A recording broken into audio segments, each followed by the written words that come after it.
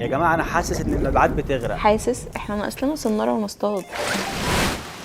شيماء اطبعي لي 500 ورقه ضد المية عشان اوزعهم على العملاء. حضرتك فين العملاء دي؟ ده اخر 3 غير امبارح. يا جماعه احنا مش بنغرق، انا بس بختبركم تحت الضغط. يا جماعه ما تقلقوش، انا عندي الحل. ايه؟ عوامات. استنوا بقى انا هصيف معاكم. يا جماعه احنا لازم نعمل اعلان يزود مبيعاتنا ويرفعنا لفوق. وايه الحل؟ ثانيه واحده، انا جات لي فكره. ثانيه. استوديو نايترو الوحيد اللي هيعمل لك اعلان كرياتيف. ابعت له هو هيخلص الموضوع.